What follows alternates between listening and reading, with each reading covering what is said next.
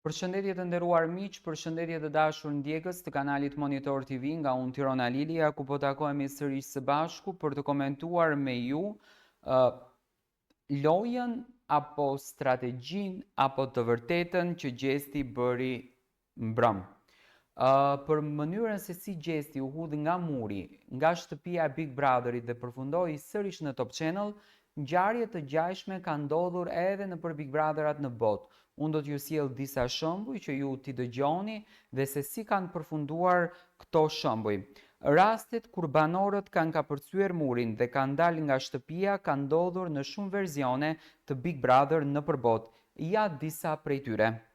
Në edicionin e Big Brother Brazil 9, një banor, Loredano, ka përceu murin dhe u largua nga shtëpia. Ai u diskualifikua menjëherë nga Big Brotheri. Pastaj, në Big Brother USA, në Big Brother 11 USA, Chima refuzoi të ndiqte rregullat dhe u përjashtua nga loja. Në Big Brother UK, në Big Brother të Londrës, ka pasur disa raste të tilla. Një nga më të famshmit ishte një nga banorët në vitin 2015 kur Paris Hilton tentoi të largohej, por më vonë u kthye në lojë. Në një tjetër sezon, Makosi, në Big Brother UK, në Big Brother 6, u përpoq të aratisej përmes pishinës dhe të dilte nga territori i shtëpisë.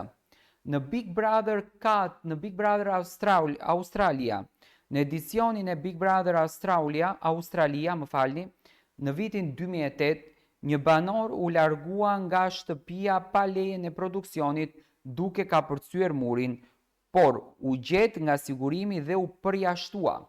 Në Big Brother Afrika, ka pasur raste kur konkurrentët kanë dalë nga shtëpia për arsye të ndryshme, por shumica janë diskualifikuar menjëherë. Kapërcimi i murit ose largimi i pa u autorizuar nga shtëpia është një shkelje e rëndë e rregullave dhe pothuajse të gjitha rastet banorët janë të diskualifikuar menjëherë. Tani, si mendoni ju se do të veprohet me Gjestin? Për ta diskualifikuar nuk e vënë asnjë mënyrë dyshimi, por që do të hapet një televotim ditën e shtunë ku produksioni do të fitojë shumë vota nga ana e përzgjedhjes që do të bëjnë shqiptarët nëse Gjesti do duhet të rinë në shtëpi apo jo. Kjo do të ndihmon Gjestin pafund. Domethënë, ngjarje të këtilla kanë ndodhur edhe nëpër Big Brotherat të tjerë. Tani, ose Gjesti i ka ndjekur këto Big Brothera kur ka qenë jashtë shtëpisë dhe i ka hulumtuar dhe i ka studiuar dhe të njëjtën gjë ka dashur ta bëjë dhe në Kosovë, por e bëri në Shqipëri, domethënë është një strategji e tij, ose është i thirrur në dhomën e rrëfimit dhe produksioni ka thënë që ta bësh këtë strategjinë sepse kështu e kërkon loja, sepse është bërë në të gjitha këto Big Brotherat, ose është vërtet shumë i ngarkuar dhe ka dashur të largohet nga shtëpia e Big Brotherit. Ka shumë aludime në këtë mes, ka shumë pikpyetje në këtë mes.